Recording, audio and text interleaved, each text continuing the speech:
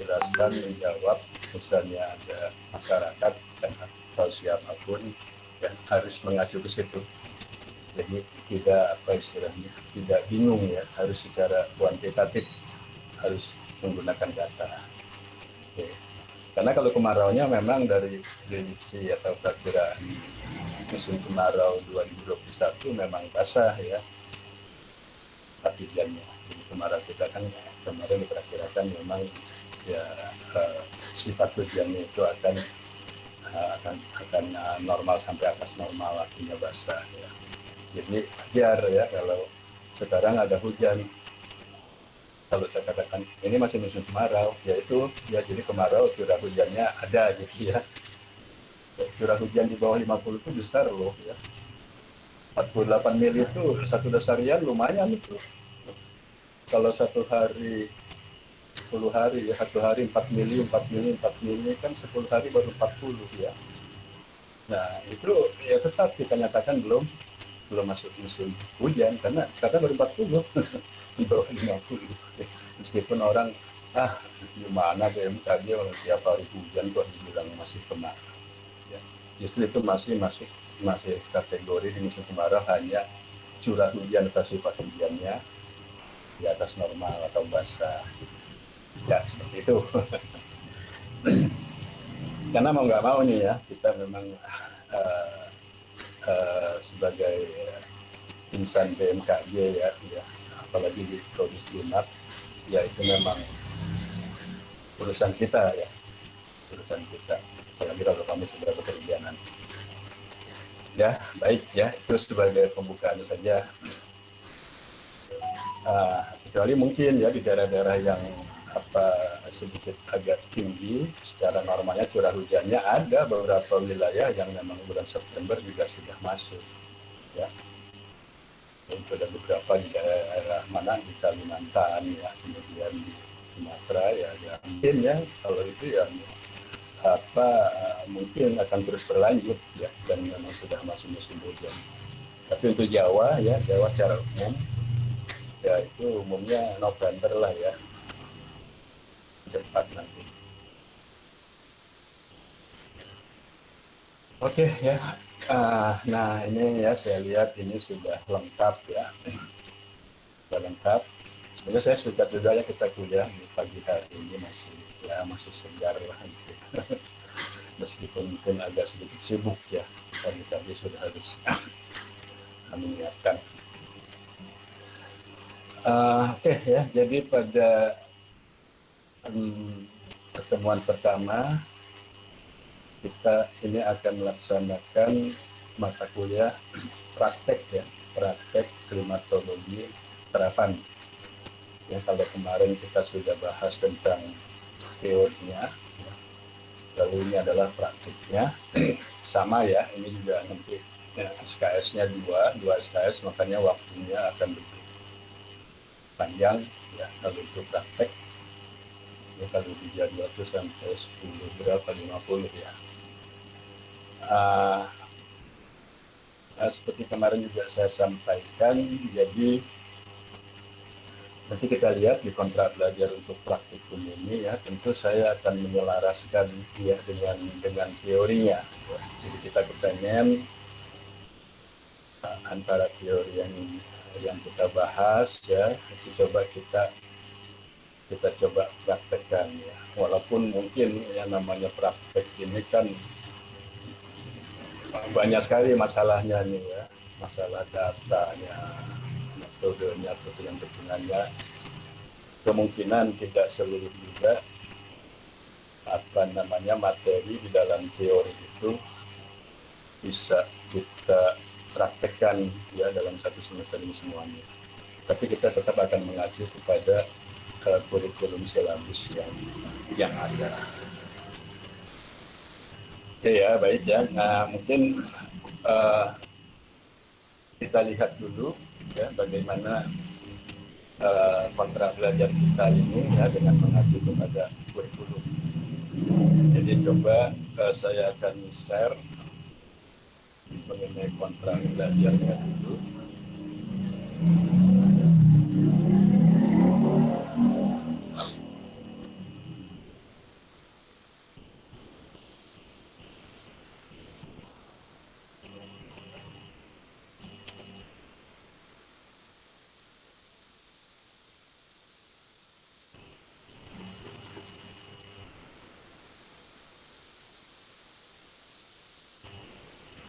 Oke, baik. Sudah muncul ya. Ya, Pak. Ya, jadi ini sama ya kalau kemarin kontra belajar untuk teorinya, ya ini untuk prakteknya. Jadi kita coba lihat dulu apa namanya eh, materi-materi yang ada di kurikulumnya. Ya. Jadi dalam kurikulum itu disebutkan ya untuk praktek primatologi terapan ini diharapkan nanti setelah kalian mengikuti mata kuliah ini ya dapat menganalisis resiko iklim, menyusun informasi iklim untuk menunjang sektor ya terutama pertanian dan sumber daya air. Jadi kembali lagi ya saya jelaskan kurikulum silabus ini kan dibuat tahun 2017 ya.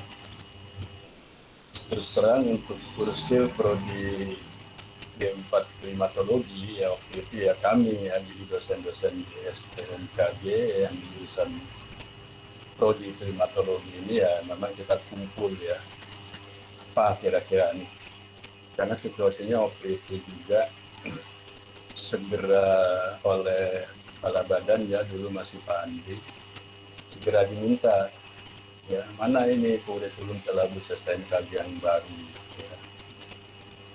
Nah maka ya kita kan sampai berapa hari itu ya mengadakan rapat tentang kursil. Nah, terus terang waktu itu mungkin ya seperti kemarin di teori materi-materi yang saya Udah berapa nih? sampaikan kan Udah begitu 20 luas ya, begitu luas 19. dan apa saya cukup banyak ya, banyak dan menarik. Nah, tapi kondisi waktu penyusunan kursil itu terus terang kami belum sampai ke situ ya memikirkan gitu, belum sampai ke situ khusus untuk praktikumnya nih, ya. Makanya kalau kita lihat ya di sini hanya dikatakan bagaimana kalian bisa menyusun informasi iklim untuk menunjang sektor dua saja pertanian dan sumber daya air ya. Padahal kan kita kemarin ya lihat ada apa namanya samping pertanian dan SDA ya ada lingkungan, kesehatan ya kemudian energi baru terbarukan ya, kemudian kebencanaan. Nah, lalu di dalam penjabarannya ya nah di sini ada beberapa ya ada beberapa ini coba ini saya ambilkan ada 5 ya jadi untuk analisis resiko ini pengelolaan anomali terhadap kegiatan pengairan dan luas tanam potensial jadi memang ada itu ya di kurikulum. Nah ini yang dimaksud adalah analisis dampak langsung dan tidak langsung ya memang ada juga nanti teorinya. Kemudian untuk analisis risiko yang kedua, peluang forward backward ya kejadian-kejadian besarian untuk menentukan periode tanam. Nah tapi untuk materi yang ini kemarin di mata kuliah agroklimat ya itu kan sudah kita bahas ya bahkan saya evaluasi syukur ya kalian sudah bisa apa namanya menganalisis ya menganalisis dan sekaligus juga mengaplikasikannya ya peluang forward backward ini. Jadi mungkin menurut hemat saya untuk materi yang ini ya mungkin nggak perlu kita bahas lagi ya. Nah nanti kita akan justru fokus ke yang baru ya mengenai analisis tindak iklim berbasis curah hujan untuk asuransi pertanian. Ya kalau ini memang belum dapat kan di semester sebelumnya. Nah kemudian yang ketiga pembuatan peta potensi bencana. Nah di sini memang kan bencana tuh banyak ya. tapi mungkin terkait dengan klimatologi untuk berbasis pada bencana hidrometeorologi. Yang jadi bencana hidrometeorologinya nanti kajiannya mengenai potensi bencana longsor dan banjir. Ya, longsor dan banjir tentu skala wilayahnya itu biasanya daerah aliran sungai, ya, das. Ya, begitu. Nah, ini kebetulan juga memang kita bahas juga di teorinya. Nah, kemudian yang keempat, analisis SPI, ya, Standardized Precipitation Index. Ini menghitung dan memetakan potensi kekeringan menggunakan metode SPI, ya, dan exposure-nya. Ini juga sebetulnya di agromet, ya, kemarin agroklimat, ya, Unipro dan agroklimat sudah kita bahas, ya, analisis SPI ini, bahkan juga dengan contoh-contoh aplikasinya, ya. Nah, mungkin juga ini mungkin ya nggak akan kita bahas lagi di praktikum ini. Nah, kemudian yang kelima, analisis curah hujan maksimum. Nah, sebetulnya ini lebih dulu waktu penyusunannya lebih ditujukan untuk ke infrastruktur, ya, infrastruktur sumber daya air, ya. Nah, bagaimana kita bisa membuat secara spasial, ya, analisis curah hujan maksimum. Nah, itu nanti untuk keperluan memang pembangunan waduk-waduk, ya, bendungan-bendungan. Nah, sebetulnya yang poin kelima ini di dalam mata kuliah hidrologi, ya, hidrologi, dulu saya sempat mengajar juga hidrologi, ya. Nah, ini memang saya ajarkan, ya, jadi angkatan yang sempat mata kuliah hidrologinya saya ampuh, ini saya ajarkan, ya, bagaimana menganalisis curah hujan maksimum yang keperluannya nanti untuk pendugaan debit, ya, juga membuat spasial, ya, jadi bisa lain tentang CH maksimum, ya, nanti yang nanti manfaatnya itu ya untuk menentukan, ya, kalau ingin membuat bendung waduk itu sebaiknya di dalam satu wilayah itu di mana, gitu, ya, yang memiliki potensi curah hujan maksimumnya tinggi. Nah, mungkin yang poin 5 ini bolehlah nanti, ya, kita review lagi. Saya agak lupa, ya, yang di semester 7 sekarang ini apakah dulu pernah diajarkan, ya, di mana di mata kuliah hidrologi. Kadang-kadang gini, ya, pas mata kuliah hidrologi itu tidak, ya, pengampunya bukan saya, ya, saya juga belum menjamin, ya, kalau menghitung tentang periode ulang, ya, perlu analisis curah hujan maksimumnya untuk keperluan debit itu diberikan, ya. Nah, walaupun sebetulnya di silabus harusnya ada, ya, tapi kan belum tentu juga, ya, karena memang untuk hidrologi, ya, ini juga sama, ya, artinya background kemampuan dosennya pun memang harus paling tidak sudah mengenal, ya, tentang hidrologi, tahu lah, gitu, ya, pernah kuliah, gitu, ya, pernah sering berkecimpung lah, ya, di bidang hidrologi. Tentu kalau tidak kan ya seperti saya katakan tadi, ya, mungkinnya belum tentu itu diberikan, ya, karena biasanya hidrologi saya lihat di mata kuliah di sebelum-sebelumnya, ya, saya lihat kok hidrologi ini jadi belajar tentang presipitasi, gitu, ya, curah hujan, gitu, ya, paling-paling yang menghitung polygon basin, ya, segala macam gitu, tidak sampai ke membuat treatment period gitu ya, periode hujan maksimum, dan itu analisisnya dispasialkan ya. Jadi saya masih ingat karena banyak dulu para pengampu yang diberikan mata kuliah ini akhirnya juga minta bahan ke saya gitu ya, mana Pak Nur untuk bahan-bahan mata kuliah hidrologi gitu ya. Nah itu pengampu yang memang minta saran ke saya itu saya berikan ya semua bahan ajar saya. Nah inilah yang tertuang di kursil STNKG 2017 ya untuk praktek klimatologi Prapan. Nah dari sini kan ya, lalu saya coba akan sinkronkan dengan apa mata kuliah teorinya ya. Wah ini jauh sekali ya, sedikit gitu ya dibandingkan dengan apa topik-topik yang ada di teori ya. Ya oke ya, karena ini memang ini harus kita praktekkan ya, intinya itu.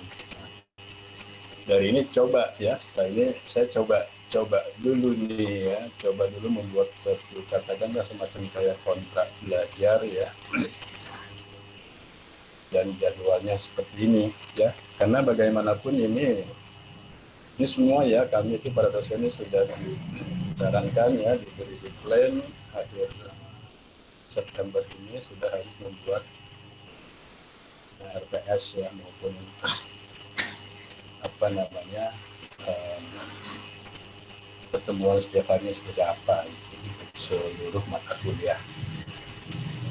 Jadi saya akan mencoba ya terkait dengan tadi topik dalam kursus.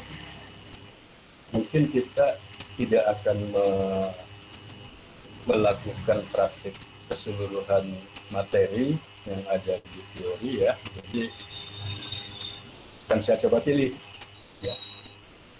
Akan saya coba pilih, tapi ini memang ya yang menyentuh kepada kursil ya. Dan ini memang juga penting ya, penting. Nah, jadi yang pertama mengenai keragaman dan pemanfaatan informasi iklim ya. Nah ini kan sebenarnya opsi ya, bagaimana opsi daripada analisis informasi iklim di dalam menghadapi variabilitas dan perubahan iklim ya. Nah di dalam topik keragaman dan pemanfaatan seperti dalam teori ya, kita kan akan melakukan analisis indeks iklim ya, statistical menggunakan metode ABH dan statistical Bounds analysis. Nah, nanti saya coba pilih ya, salah satu topik ini untuk praktek kita ya. Jadi nah nanti kita lihat ya, nanti setelah ini ya bagaimana ya, nanti kita coba bahas ya masukan-masukan dari petinjauan atau tulisan dari Pak Rijal Libur ya, Pak Prof yang dari ITB, yang memang saya katakan dia itu pakar ya dalam hal analisis itu. Juga nanti kita coba lihat juga ya beberapa tulisan ya, mungkin saya lebih melihat ke hasil skripsi ya, skripsi dari mahasiswa ITB ya, maupun mahasiswa STNKG ya, kita lihat terkait dengan analisis indeks iklim ini ya. Nah lalu terkait dengan mata kuliah ini kita akan coba melakukan atau mengaplikasikan ya. Jadi kita akan cari misalnya pada suatu kabupaten ya. Saya belum tentukan ya kabupatennya mana, tapi kita nanti analisis indeks iklim ya untuk pengembangan asuransi pertanian, tanaman padi khususnya ya, menggunakan HBA itu nanti di kabupaten mana ya, karena ini terkait dengan ketersediaan data-datanya data-data ini. Nah, saya perkirakan untuk menyelesaikan analisis ini, ya, ini cukup lumayan nih ya waktunya. Dan di sini saya buat sampai ke 4 kali pertemuan mungkin ya. Ya, nanti di pertemuan keempat coba kita evaluasi ya dengan cara presentasi hasil, ya, hasil daripada analisis ini pada suatu kabupaten. Ya, kurang lebih seperti ini nih ya. Nah, kalau nanti terkait dengan data yang diperlukan karena ini berbasis kepada data curah hujan, ini saya jamin lah ya. Begini ya, info juga dari awal saya berikan. Jadi kalau kemarin selama ini ya, termasuk juga dengan senior kalian terdahulu terkait dengan data hujan itu, kan kita banyak kesulitan sekali ya ketika membutuhkan data hujan harian, curah hujan harian, observasi ya, observasi. Jadi saya tidak main-main dengan reanalisis ya, jadi data hujan observasi. Jadi dulu memang punya dokumen ya, itu hanya sebatas untuk ya, karena saya dulu ya pernah bekerja di Stantrin Bogor ya, yang memang sebagai stasiun koordinator untuk wilayah Jawa Barat. Nah, tapi dengan saya dilibatkannya di kantor pusat ya untuk pemutakhiran rata-rata ya normal 91/2020 maupun zona musim ya. Nah, kebetulan saya ini juga sudah di drop data ya, data seluruh Indonesia, dan setelah saya cek filenya saya kaget juga gitu ya, ternyata data itu data hujan harian ya, artinya seluruh pos hujan di Indonesia ya. Kamu bayangkan ya, yang katanya saya nggak sempat hitung kan ada berapa ribu ya. Katanya kan ada, kita sudah memiliki kurang lebih 5.000 pos hujan ya. Ya alhamdulillah ya, begitu saya buka, waduh ini bagus sekali gitu ya untuk keperluan bahan kuliah saya ya, atau keperluan taruna di STMKG. Jadi semua titik. Nah, kalau jadi saya sudah punya gitu ya, dari mulai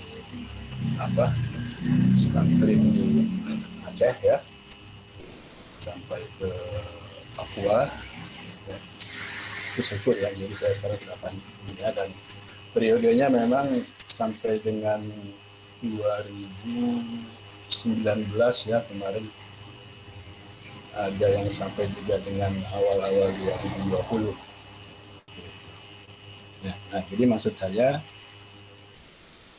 untuk praktek kita melakukan analisis ini dari sisi data, karena basisnya curah hujan mungkin tidak akan terkendala.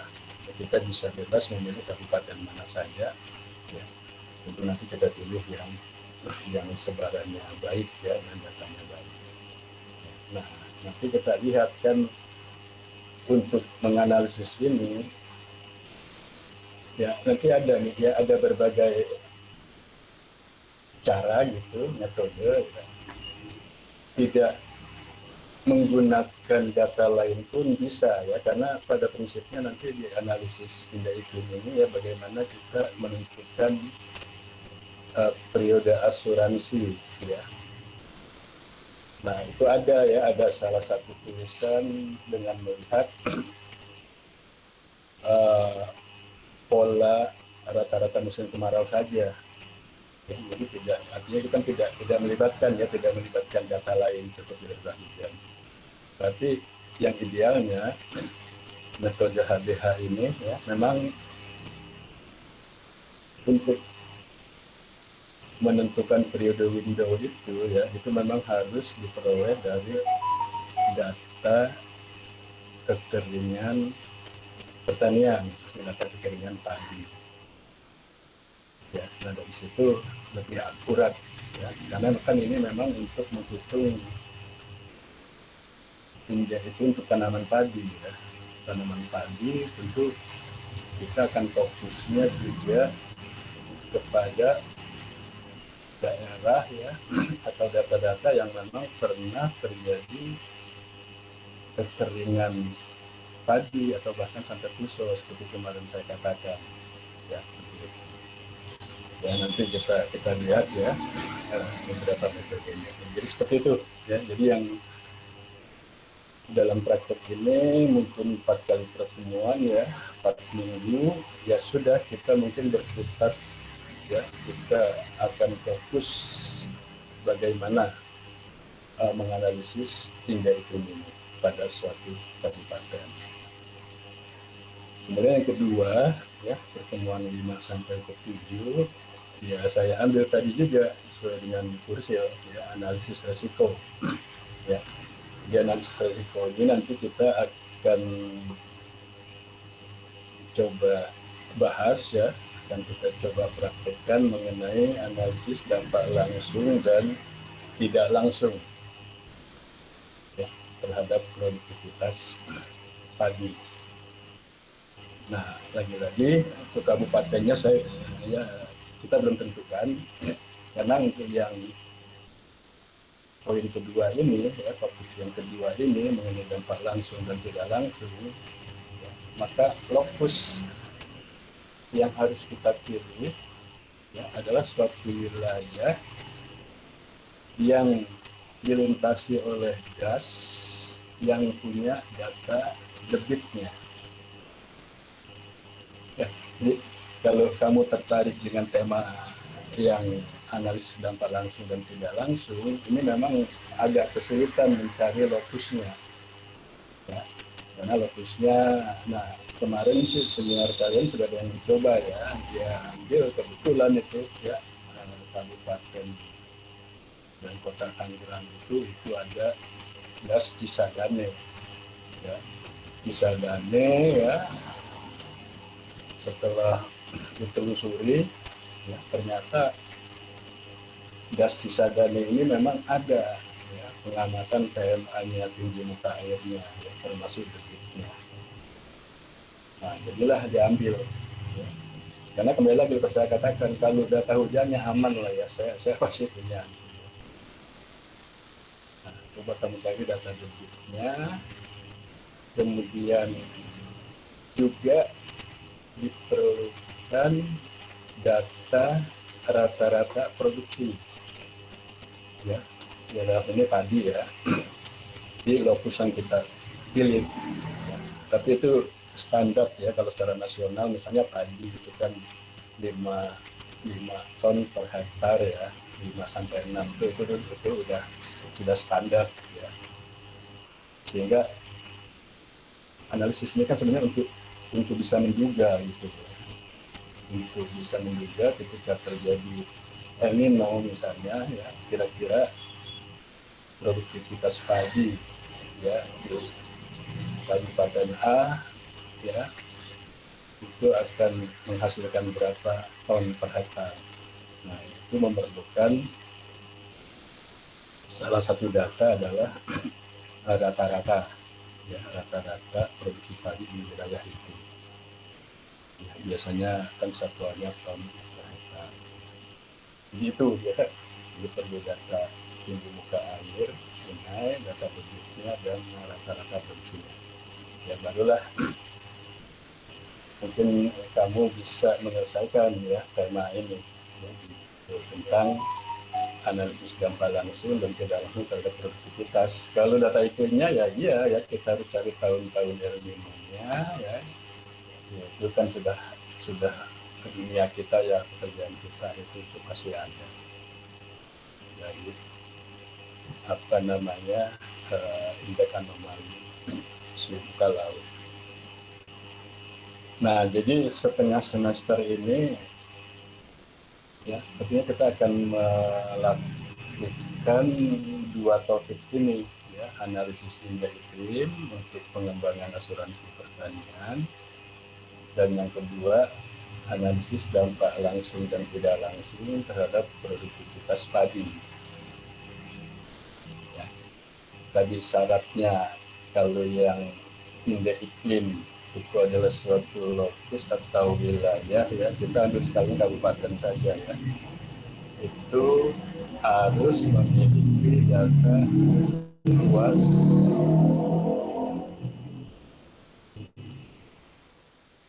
ya, karena untuk mencari indeks periode indeks window ya. Nah, tapi saya katakan tadi ada juga metode yang dianggap melihat itu ya sudah lihat saja dari periode musim kemarau seperti apa. Dan untuk analisis indeks iklim ini karena untuk keperluan asuransi tentu kan wilayah-wilayahnya juga kita cari ya, dia berpotensi enggak apa namanya terjadi rawan kekeringan ya. Nah, analisis rawan kekeringan sudah kita bahas ya di semester sebelumnya.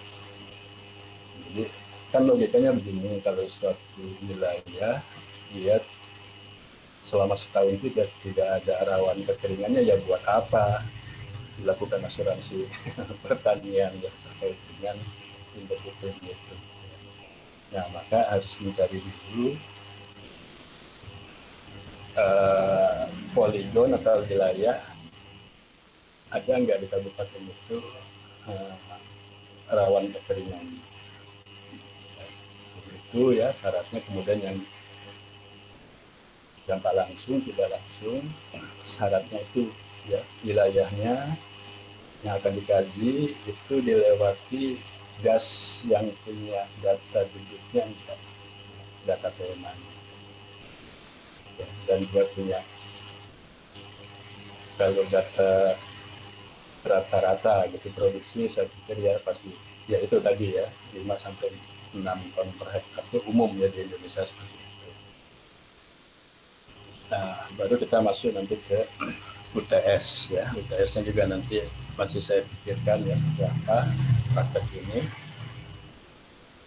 Kemudian setengah semester berikutnya ya, jadi udah kedua ya, dua kita selesaikan. Nah, sesuai dengan di kursi tadi ada tentang bencana kan. Nah, itulah kita ambil saja topik mengenai bencana hidrometeorologi. Ya. Nah, bencana hidrometeorologi tadi kan kajiannya adalah tentang potensi longsor ya, longsor. Jadi nanti saya coba ya, coba kita mengkaji potensi bencana longsor ya, petugas Akpol Berantas dan Ciliwung ya, tugas Berantas dengan Ciliwung ya. Menarik juga ya. Jadi nanti ini nanti apa untuk yang topik ini ya, itu juga mungkin ada yang tertarik dengan tema ini. Nah, ciri-cirinya begini ya kalau untuk kebencanaan hidrometeorologi terkait dengan longsor ini. Jadi memang harus dicari satu gas, satu gas. Kalau gas itu kan sudah umum ya. Gas itu pasti ada hulu, ada hilir. Ya. Nah, terkait dengan longsornya tadi, ya, tentu memang gas yang hulunya berada di ketinggian atau topografi yang kompleks ya dan sangat tinggi, ini punya potensi ya untuk bencana longsor yang sangat tinggi. Makanya seperti hulu Sungai Berantas ya, itu di Malang ya. Dia kan ketinggiannya kompleks ya, dan dia bisa rata-rata di atas 500 meter. Nah kemudian Ciliwung, ya. Ciliwung kita lihat ya, itu kan hulunya ada di puncak ya, di Gunung Mas, nah sampai Tanjung Priuk ya. Nah ini kan, nah potensi longsornya itu juga sama ya, adanya pasti di hulu ya, nggak mungkin ada longsor di Tanjung Priuk ya, longsor di Halim gitu ya. Sesekali ada juga, itu bukan longsor ya, jebol ya, jebol tanggulnya ya, sehingga wajar ya kalau airnya jebol ya, tanah juga ikut jadi terbawa ya, tapi itu bukan yang dimaksud dengan longsor bencana ya. Nah jadi untuk yang kajian ini, nah ini pertama ya, kita akan menghitung apa namanya, batas ya, jadi batas-batas ambang, istilahnya hujan besar ya, HBB ya. Nah, nanti ini teorinya kita bahas lagi ya. Nah nanti dalam satu akumulasi periode musim hujan ataupun dalam setahun, nah itu nilai batas ambang HBB itu hujan besar ya, harian ya. Nah itu nanti sudah ada referensinya ya, berapa mili yang akan men-trigger terjadinya longsor. Itu dari sisi kejadian hujan besarnya. Kedua, dari sisi topografinya tadi ya, ketinggian. Ketinggiannya dari referensi yang ada nanti kita pelajari ya, yang punya potensi untuk longsor itu adalah yang di atas 500 meter. Jadi kalau upper Brantas itu memang jelas ya, kita nilai cukup di dataran tinggi ya, pegunungan. Dan Ciliwung mungkin di hulunya itu ya, mulai dari puncak Gunung Mas itu sampai ke waduk apa, yang untuk memantau banjir ke Jakarta itu ya. Nah itu juga ya sudah di atas 500 meter juga. Nah nanti dalam metodenya ini coba dicari biasa ya, diberi semacam bobot uh, untuk kejadian HBB di musim ini. Kejadian HBB-nya kita kaji dua ya, baik selama 1 tahun, kita kan nggak tahu ya di kapan, di bulan apa, juga di khusus di musim hujan ya. Karena kan fakta jarang longsornya ada di musim kemarau gitu ya. Ya. Tapi kalau dalam periode setahun itu kan ya di dalamnya ada musim kemarau, ada musim hujan ya, jadi bisa gitu ya. Tapi khusus di periode musim hujan juga ya, ini yang sudah potensinya lebih tinggi ya. Nah nanti ini akan dibobot dengan ketinggian ya, topografi ya, itu nanti ada kelas-kelasnya, dan juga lereng ya. Nah jadi di sini data yang diperlukan ya, kembali kalau untuk curah hujan maksimum hariannya ya kita nggak akan terkendala, tapi untuk topografi maupun lereng di das yang sedang dikaji ini perlu ada ya, perlu ada, sehingga nanti kajiannya akan lebih komprehensif, lebih menarik ya. Jadi potensi longsornya tuh di hulu sebelah mana. Ya, hulu itu kan banyak ya. Hulu itu ada baratnya, ada utaranya, ada selatannya, ada timurnya. Nah, sehingga di dalam narasinya kami bisa mengemukakan di hulu atau di daerah upper berantas itu bagian timur laut atau barat laut. Nah ini kan dilihat dari topografi dan kelerengan. Ya demikian juga Ciliwung. Ciliwung di hulunya itu di puncak Gunung Mas itu sampai Bogor itu sebelah mananya kan? Ya, itu dibobot dari topografi dan apa namanya tadi lerengnya. Ya. Nah ini mungkin untuk menganalisis atau mengkaji ini ya sama lah ya kita perlu waktu 4 minggu 4 pertemuan ya karena harus menyiapkan data-data lainnya tadi ya data topografi das Ciliwung dan lereng demikian juga data topografi dan lereng di das Brantas. Bisa saja ini kita coba rubah ya gasnya biar aliran sungai mana ya terserah aja ya. Saya juga lebih suka ya kalau ada masukan dari kalian ya. Misalnya di Jawa Tengah ada nggak daerah aliran sungai yang dia cenderung punya bencana gitu ya. Karena kan banyak sekali nih ya kejadian di Banten pun udah banyak ya ada kan sekarang agak-agak aneh gitu ya longsor jadi ada di mana-mana gitu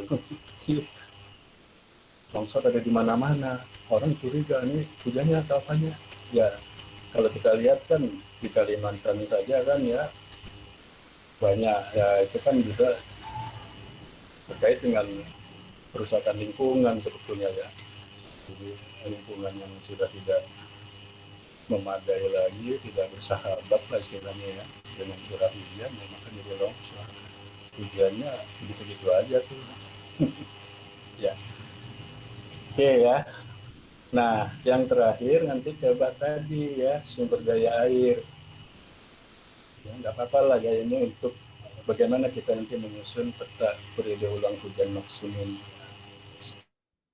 Dan ya, ini juga menarik ya, menarik karena ini juga tidak perlu data lain, ya, tidak perlu data lain ya kecuali curah hujan harian ya kalau udah harian bulanan pun tidak bisa. Ya. Nah, dari data itu ya biasalah kalau untuk lokusnya ya nanti kan tentu kabupaten A gitu ya tentu itu nanti secara otomatis juga topografinya akan muncul gitu topografinya akan muncul.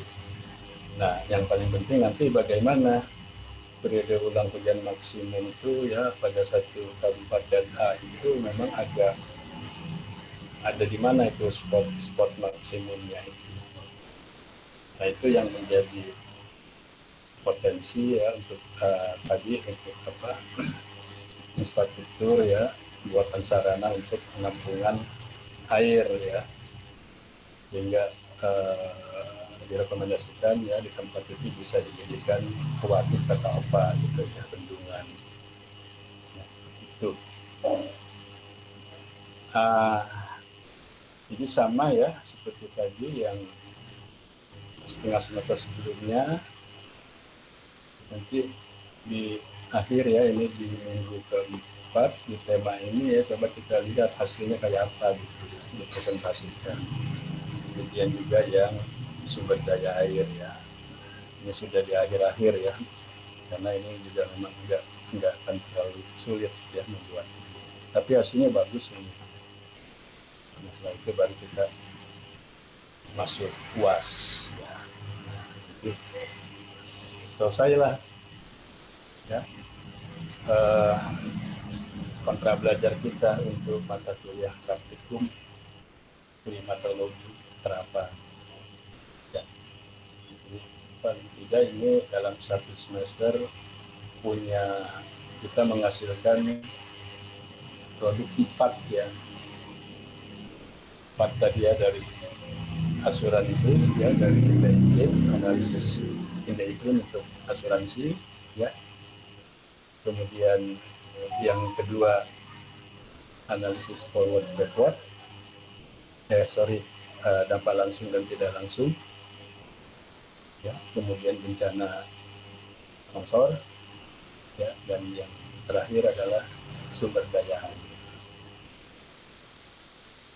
Jadi kembali lagi memang dari mungkin sekitar paling tidak 10 topik kan ya di teori itu ya. Nah ini hanya ada empat topik saja yang bisa kita laksanakan di praktikum. Nah jadi kurang lebih seperti ini ya. Nah, ada mau komentar masukan ya, mungkin ada tadinya yang mengharapkan, misalnya tadinya mengharapkan ada analisis pengaruh cuaca iklim dengan OPT gitu ya, atau ada tentang apa namanya energi baru dan terbarukan ya, mana ini analisisnya, memetakannya atau yang lain-lainnya gitu. Ya itu nanti di teorinya saja, tapi kalau di prakteknya karena memang harus ada ya, saya harus membuat ya, pembelajaran apa semester ini ya, dan saya akan merencanakan seperti ini.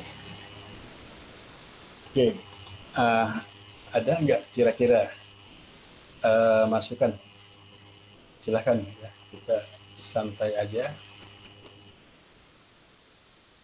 Kalau ada masukan atau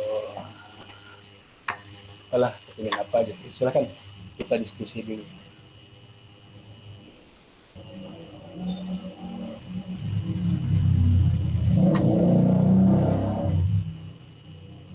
Izin Pak, izin bertanya sedikit Pak. Iya, silakan, nggak apa-apa. Banyak juga nggak apa-apa. Ya Pak. Karena kan ini begini ya, ini kan terkait kamu ini sekarang ya itu ya sedang menyusun proposal kan, tema proposal. Silakan aja tanya. Ya Pak, Ya, silakan. izin Pak.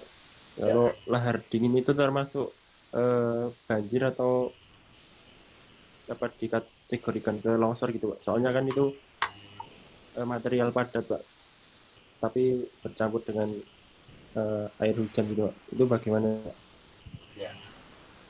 Oke, jadi lahar dingin ya. Nah, kalau melihat daripada apa istilahnya ya, bukan definisi ya atau apa. Begini kan, lahar dingin itu kan terjadi ya ketika sudah ada kejadian erupsi ya, erupsi dari satu gunung pada saat erupsi itu kan tidak disebut lahar dingin ya, maka itu akan mengeluarkan lahar panas, lahar panas. Nah, dan biasanya memang si lahar itu dia akan mengalir pada, sebetulnya kalau dikatakan ke daerah aliran sungai juga enggak ya, itu memang sudah membentuk ya, membentuk aliran-aliran lahar ya, pada satu gunung merapi tertentu.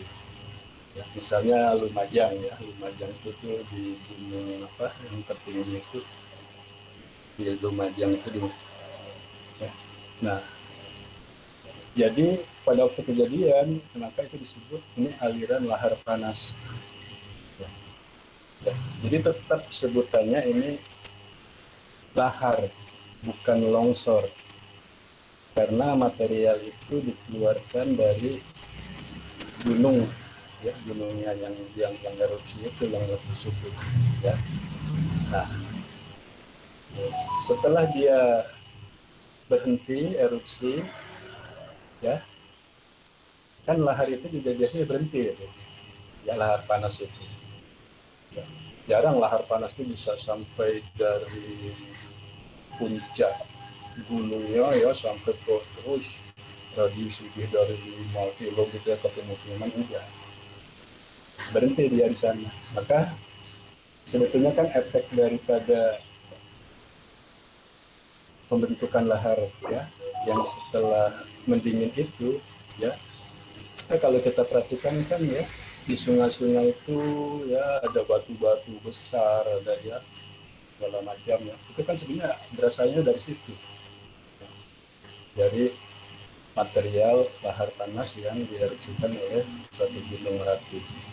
Ya, dia mengendap udah ya. Jadi kalau dia terus mengendap ya bertahun-tahun, nah jadilah dia batu-batu seperti itu, sungai-sungai itu.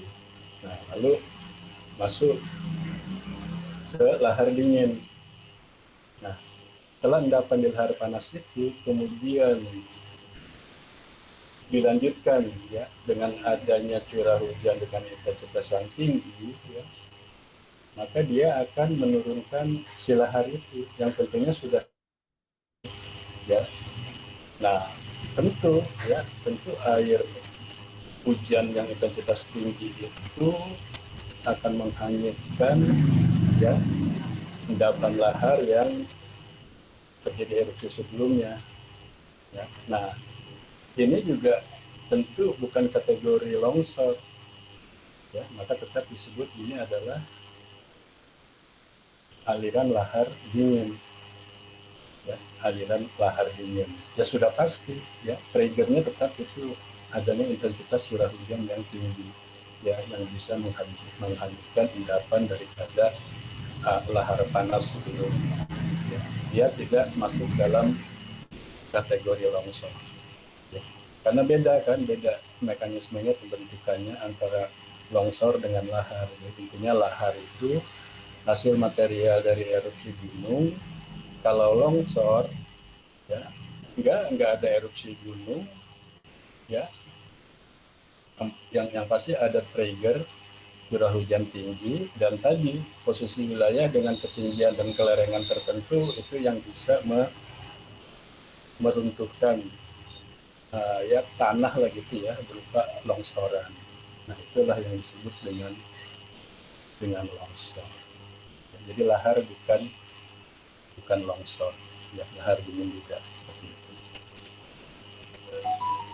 ya, kurang lebih ya seperti itu. Dan biasanya kalau lahar itu juga dia sudah ada ya apa namanya alirannya itu seperti das, ya. Tapi tidak disebut juga daerah aliran sungai ya, itu daerah aliran lahar gitu ya. Jadi seperti di mana, di Lumajang tadi, gunung apa yang tertinggi itu?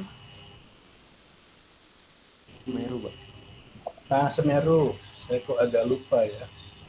Semeru itu ya, saya walaupun sekarang sudah tua seperti ini ya, waktu saya zaman masih muda seperti kamu ya, saya tuh pernah survei ya, survei menempatkan alat HRG di pos pengantauan Gunung Semeru ya. Waktu itu saya sendiri ya, lalu didampingi oleh kawan dari Staklim Malang Karangposo ya. Coba kamu bayangkan, Bapak mau kemana? Oh saya mau ke pos pemantau di Gunung Semeru, di sana kan ada diletakkan pengukuran curah hujan. Oh iya ada Pak, tapi kita nggak bisa ke sana naik kendaraan roda 4. Oh iya, oh iyalah Pak. Nah, terus bagaimana untuk bisa sampai ke sana? Nah kebetulan waktu itu kan sudah musim kemarau. Oke Pak, bisa kita ke sana ya, nanti kita kita naik motor ini ya, berdua ya, kita berboncengan, dan jalan yang ditempuh itu adalah tadi jalan daerah aliran lahar. Jadi kalau Gunung Semeru pada meletus, misalnya lahar panasnya keluar tuh biasanya mengalirnya ke situ.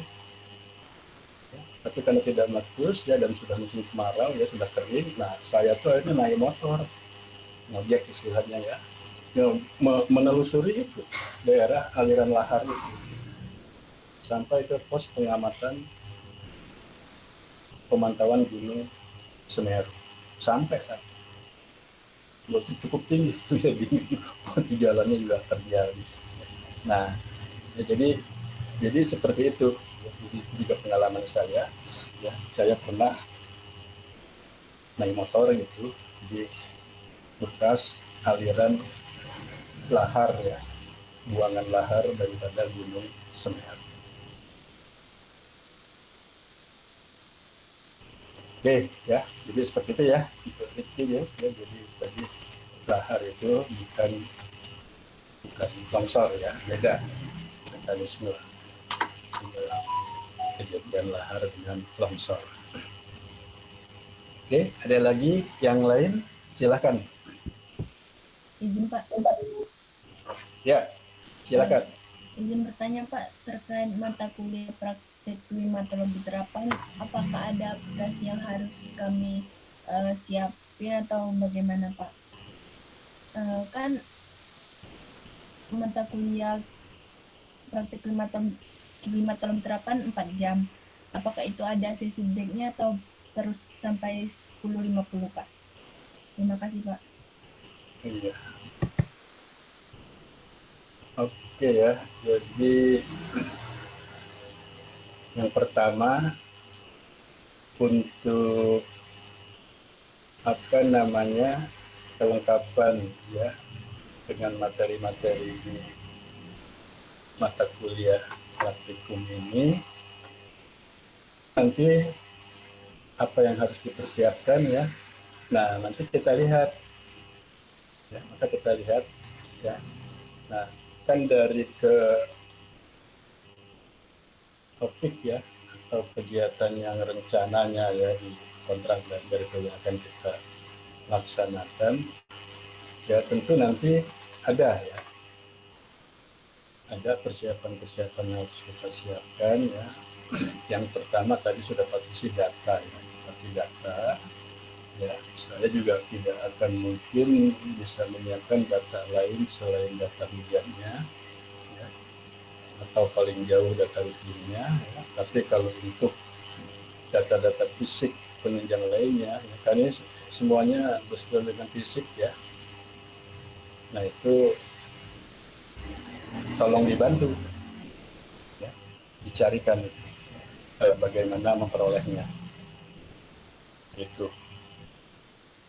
Dan ini juga penting ya, ini juga penting mengenai kelengkapan data ya, terkait dengan tema apapun yang kamu ambil dalam proposal penelitian ya. Kalau tidak iklim murni ya pasti akan memerlukan data di luar institusi kita. Nah, ini gimana nih teknik mekanisme untuk memperolehnya ya. Apalagi saat ini ya kita masih online, susah kesana kemari langsung. Nah ini memang harus disiasati. Kemudian analisis yang akan kita lakukan ini pasti ujung-ujungnya spasial. Ya, ini pasti spasial nih ya. Dari mulai tadi ya, indeks asuransi itu tuh spasial karena kita mau lihat wilayahnya ya. Dalam satu kabupaten itu nilai trigger axisnya itu kan beda-beda, itu nanti akan dispasialkan. Kemudian di apa namanya dampak langsung dan tidak langsung ya, itu juga paling tidak tadi kan karena lokusnya akan dicarikan wilayah yang punya gas dan punya pengamatan tinggi muka air ya, itu harus ada spasialnya ya, apalagi yang bencana longsor itu jelas ya. Dan yang terakhir juga sama, kita akan membuat apa periode ulang hujan maksimum ya, itu kita tidak akan menghasilkan cuma bentuk angka-angka, tabel-tabel ya, nggak menarik itu dan tidak negatif ya. Jadi semuanya spasial, maka yang harus disiapkan ya di samping data tadi tentu yang kedua adalah aplikasi untuk analisis spasial ya, ya istilah kerennya sekarang GIS lah gitu ya, GIS gitu. Nah itu ya, kalau Saya sih harapkan ya, dan pasti kalian sudah familiar lah ya, sudah bagus itu ya pembuatan spasial itu. Ya. Nah kemudian yang ketiga nanti tentang kalau metode-metodenya ya nanti ya sambil jalan ya kita melakukan cara-cara perhitungannya, metodenya seperti apa ya nanti sambil berjalan ya, kita lakukan. Dan sepertinya dari keempat rencana yang akan kita lakukan ya, kita tidak memerlukan aplikasi apapun ya, jadi semua murni analisis perhitungannya ya, cukup dengan Excel saja ya, cukup dengan Excel saja ya, kecuali ya tadi kalau mungkin SPG kan pakai Stupid ya, itu juga sudah ya, sudah kita lakukan. Tapi kalau yang untuk lain-lainnya enggak ya, enggak ada ya. Jadi aplikasinya cuma GIS saja itu.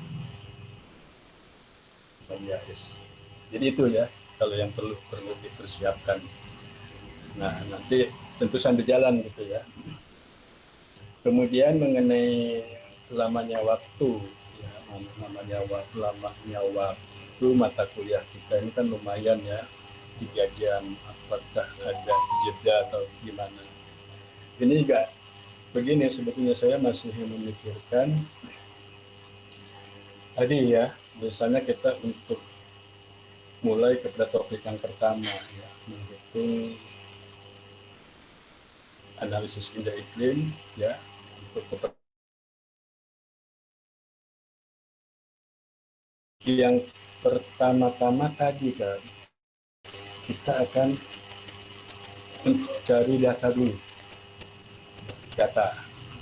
Nah makanya diharapkan mungkin nanti di minggu berikutnya ya, ini di lokus wilayah yang sudah kita pilih, kabupaten yang kita pilih ya, ini paling tidak nih sudah ada nih ya, sudah ada data ya, misalnya untuk indeks iklim ini kan data yang lain yang diperlukan adalah data kejadian kekeringan tanaman padi ya. Nah ini sudah harus cari nih ya, seberapa banyak Pak, sebanyak-banyaknya, dan itu memang nggak akan banyak kecuali data hujan ya, bisa sampai 60 tahun.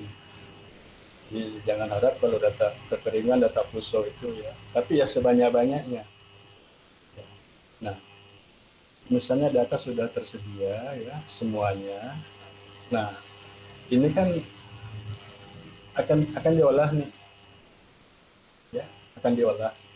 Nah, apakah ada waktu yang diperlukan untuk mengolah ini kita akan gunakan ya, ada waktu pertemuan ini ya, PJJ. Ya idealnya seperti itu ya, namanya data praktikum. Ya sudah, ini data sudah tersedia. Misalnya kabupaten A ini loh, ya sebaran oksigennya ada sekian.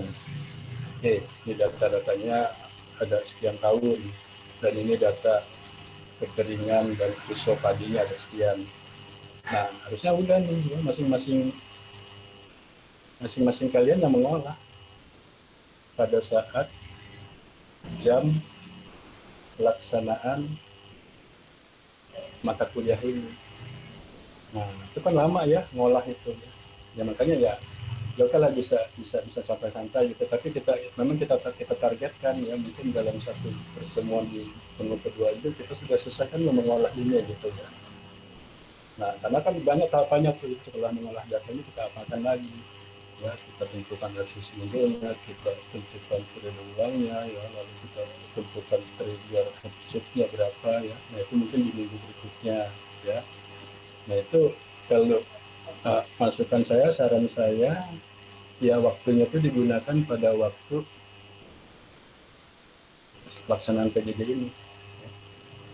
Makanya kenapa jeda waktu untuk praktikum itu lebih banyak ya. Sebetulnya memang sekaligus ya. Kan kalau praktikumnya tuh udah ke lab, ya. Kalau kita ada bisa ketemu kan, ya.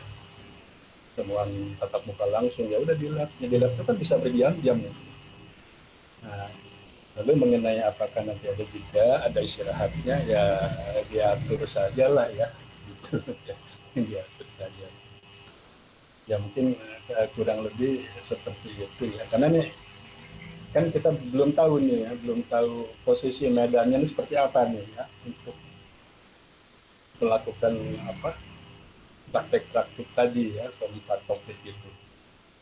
Kita belum lihat nih ya, nah, situasi medannya seperti apa, medan datanya ya, medan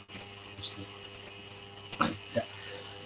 Terus satu ya tadi mengenai kesiapan, kebetulan ini di misi saya ya ini untuk JIS maupun APIU ini udah nggak bisa saya running ini ya. Ya udah nggak sempet juga sih ini yang mau apa memperbaiki ini ya. Jadi nah tolong nanti di masing-masing laptop kalian itu ya sudah ada gitu ya aplikasi JIS itu ya. Jadi mungkin ya dari Rensi persiapan apa yang harus disiapkan, kemudian juga tadi penggunaan waktu ya dalam mata kuliah ini seperti apa kurang lebih seperti itu. Ada nggak kira-kira ya saran, masukan, silahkan aja.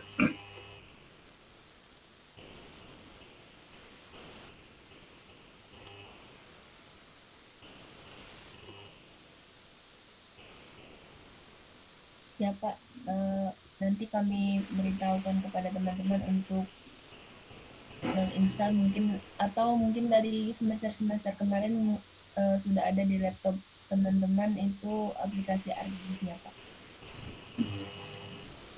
Ya itu untuk siapan bahan-bahan ya. Dan Ya itu Pak. yang disiapkan ya. Mengenai tadi ya emang menarik ya kan kita juga tatap muka 3 jam ini lumayan ya. Apakah tadi yang maksudkan ada jeda tuh kita berhenti dulu ya, kita keluar dari link nanti kita masuk lagi ya, apakah seperti itu, apakah jeda ini ya kita tetap ada dalam satu link tapi kita istirahat, apa seperti itu maksudnya atau gimana? Mana izin Pak, mungkin yang kedua tadi Pak, tapi kita ada mungkin Istirahat ya, istirahatnya ya Pak. ya lah kalau itu bisa kita atur mungkinnya biasalah kita maksimalkan aja dulu yang seperti teori ya, eh, 2 kali 50 kita membahas itu lalu kita istirahat dulu ya lalu kita selesaikan lagi sampai akhir. Bisa sih seperti itu. Ada lagi dari yang lainnya?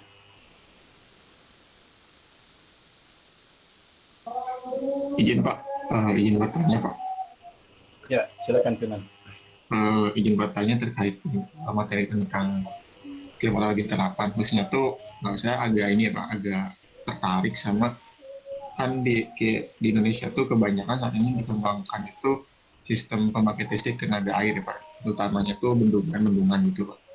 Nah dan saya beberapa kali dapat kasus termasuk di daerah saya itu dekat saya itu kan baru dibangun bendungan Jati Gede itu Pak, yang paling gede Asia Tenggara itu. Nah, kemarin tuh pada tahun 2019 kalau nggak salah itu mengalami penyurutan yang cukup drastis gitu Pak, sampai wilayah-wilayah yang tadinya tergenang itu tuh muncul kembali gitu Pak, dan malah menjadi objek wisata itu Pak. Nah, saya ingin tanyakan itu, apakah ada mungkin apa ya, efek atau dampak langsung tidak langsung dari pola curah hujan sendiri gitu Pak terhadap debit dari suatu bendungan gitu Pak. Karena di beberapa case lagi kayak misalkan di Jatiluhur kalau nggak salah itu kayak apa ya, suhu udara itu mempengaruhi pertumbuhan eceng gondoknya gitu Pak, yang mana jadi lebih banyak ketika musim kemarau nya gitu. Itu sih Pak. Ya,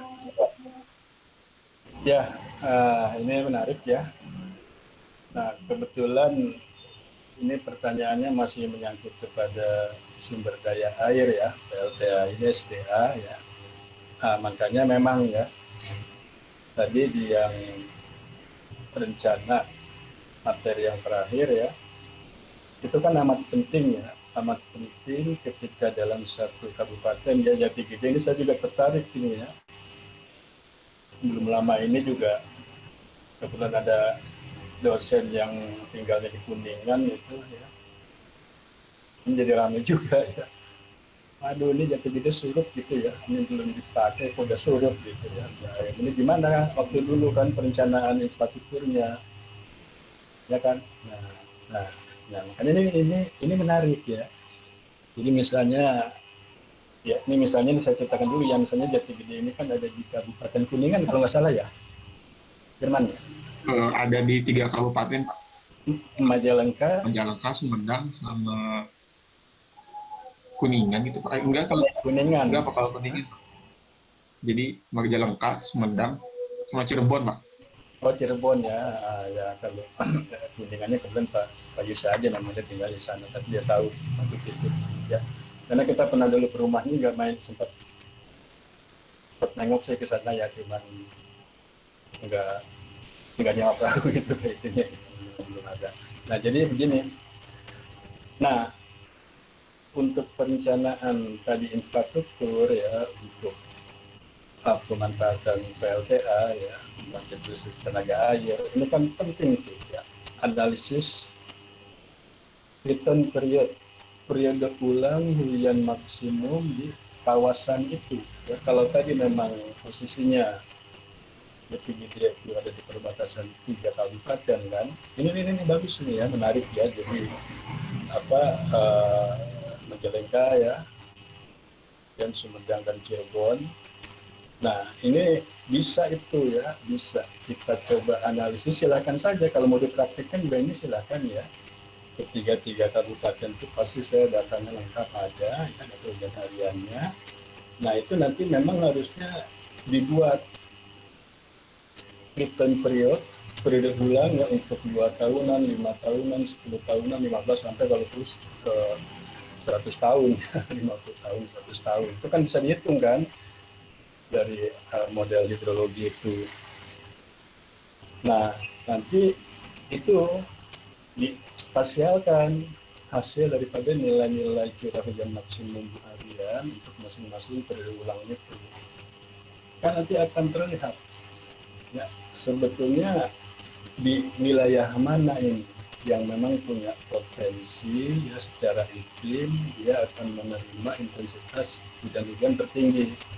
Kan kita bicara untuk ke depan ini, jangan sampai baru dibangun 5 tahun ke depan lo udah jadi lapangan bola gitu ya, karena nggak ada airnya gitu kan ya.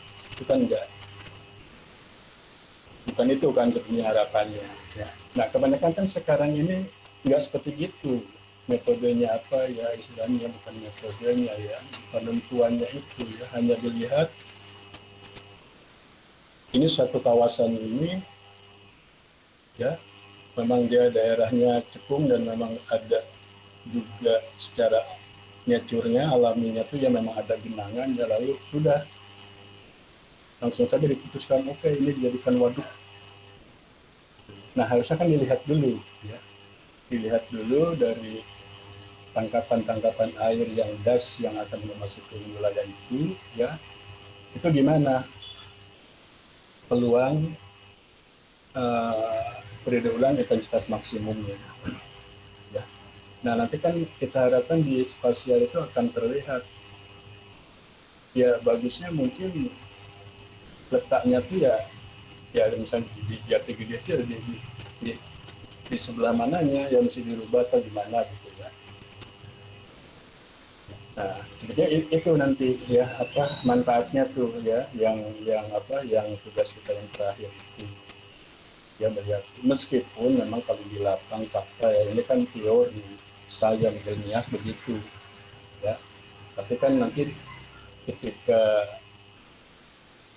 apa namanya diputuskannya gitu ya, nah tentu kan di lapang lain lagi bicara ya, wah ini harus mau apa, mengungsikan sekian ribu kepala keluarga dan seterusnya, itu dia macam-macam lah di lapangan, macam-macam gitu ya. Tapi kembali lagi itu kan sebenarnya masalah-masalah yang ada di lapangan ya. Kajian kita tetap fokus kepada bagaimana secara spasial intensitas curah hujan tertinggi itu berada di mana, ya. Nah, nanti kan bisa dilihat ya video perlekan dengan sistem peruangannya, baik itu dasnya, ya topografinya segala macam, ya, sehingga pemilihan ya rencana misalnya pembuatan wilayah waduk untuk PLTA itu ya dari sisi potensi iklim itu sudah tepat dalam hal ini hujan, ya, sehingga akan meminimalisir tadi ya ada berita loh kok Jati Gede udah surut, ya. Nah, ini apakah ini kan ya pengaruh daripada ini atau apapun ya, tapi paling tidak kajian mengenai periode ulang kejadian curah hujan maksimum itu ya rasanya sih sudah bisa meminimalkan ya kejadian satu wilayah yang dijadikan sumber PLTA ya menjadi surut lah. Ya, mungkin begini kalau dibandingkan ini kami udah menentukan di sini berdasarkan analisis curah hujan. Seandainya pilihannya pun tidak seperti curah, mungkin akan lebih parah lagi gitu. Ya, begitu. Nah, kalau mengenai kenapa ya surutnya begitu, ini memang banyak faktor ya, banyak faktor. Jadi saya juga sering ya bermain di 3 waduk itu Kaskat, Cirata, Saguling, dan Jatiluhur. Dulu ya di Bogor itu mainan saya itu ya. Jadi memang masalah surutnya waduk itu memang macam-macam ya. Tadi ya pertumbuhan tanaman liar gitu ya, kacang gondok ya, pengaruh daripada musim juga sebetulnya. Ya.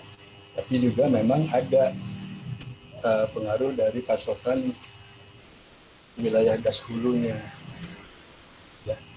Tapi kalau Jati Gede ini sebenarnya dia masih berdiri sendiri, ya. Beda gitu misalnya dengan Jatiluhur, Cirata, Saguling.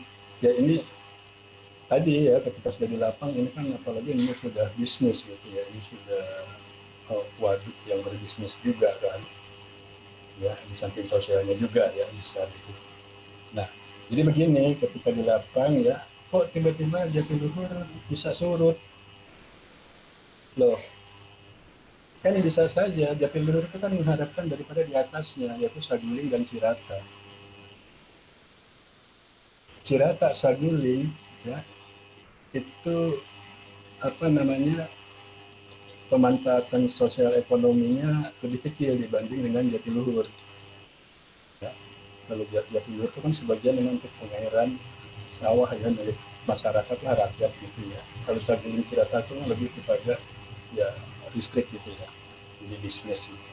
Nah, dia akan mempertahankan waduk dia masing-masing ya, sehingga Jatiluhur sudah teriak-teriak agak surut, harusnya diberi pasokan dari Cirata dan Saguling ya, tentu dia juga mikir-mikir kalau ini saya pasok habis tinggi muka air saya nggak bisa menjalankan kekuatan turbin sekian megawatt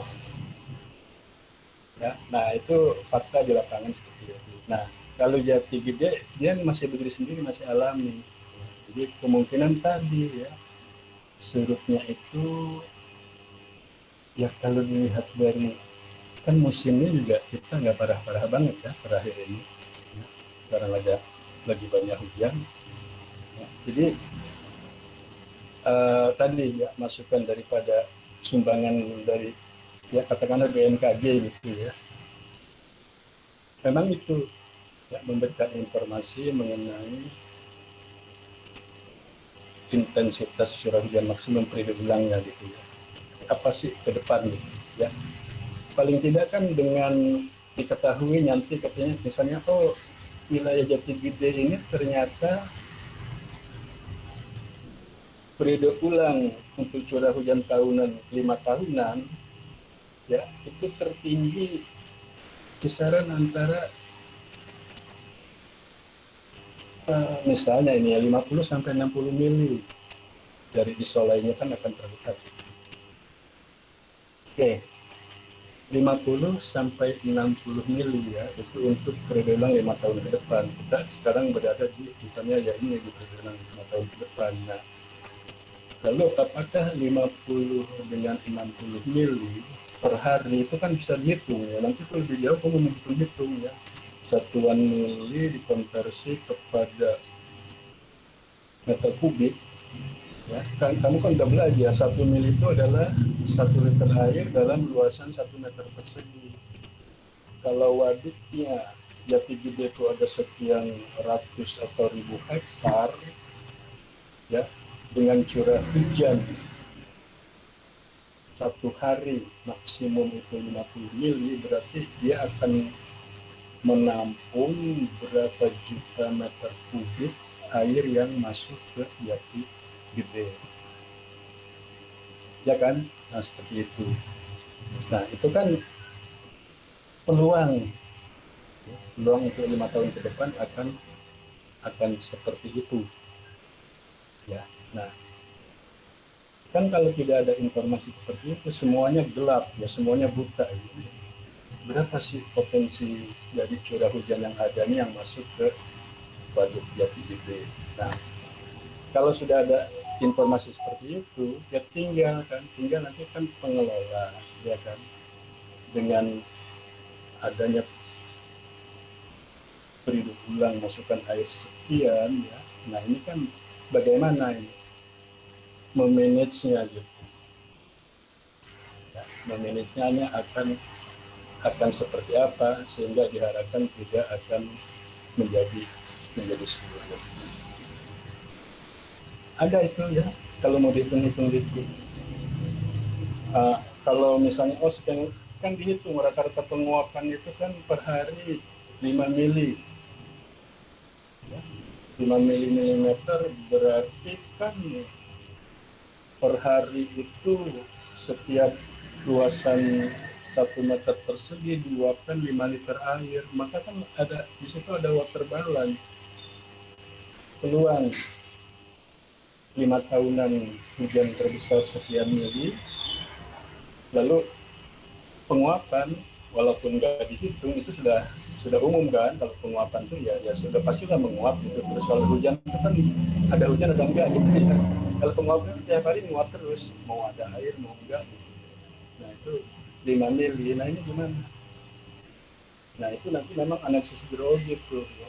Itu sebenarnya kan neraca air umum tuh, bukan neraca air lahan, bukan neraca tanaman, tapi neraca air umum ya, antara masukan dan keluaran. Nah maka bisa dihitung ya. Jadi kalau orang yang sudah punya data lengkap ya dari BMKG ada informasi itu ya, data tuan paling enggak juga bisa menduga-duga, oh ini bisa saja ini terjadi surut gitu ya, dari kajian pemanfaatan informasi iklimnya gitu ya, baik dari curah hujan maupun penguapan. Seperti itu ya, itu kan kajian gitu hitungannya, jadi itu bisa jadi masukan nanti untuk katakanlah kebijakan ya, untuk rekomendasi dan seterusnya. Justru yang menurut saya gitu ya, pembangunan jati gede silakan aja dicek ya, sudah ada belum sih di situ analisis spasial curah hujan maksimum di sekitar kawasan jati gede itu? Saya rasa belum ada dibuatkan. Seharusnya kalau udah ada itu bisa dihitung selanjutnya ya. Apalagi nanti dari pakar-pakar yang ahli hidrologi ya, dari Pusair ya, Bandung dan sebagainya, itu bisa dihitung gitu. Ya, intinya itu ya. Kalau masalah surutnya itu, kalau menurut saya mungkin ya bisa jadi tadi ya, dari perencanaan awalnya ini belum ada gitu kajian potensi iklimnya gitu ya, potensi alam. Si alam itu kan kasih iklimnya gitu ya, yang detail gitu.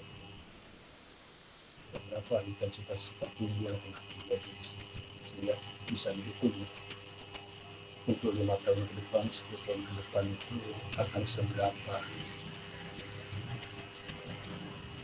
Seperti itu ya Firman, kalau menurut saya gitu.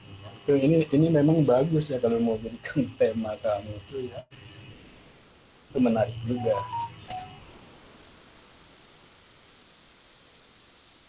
Gimana? Ada komen lagi?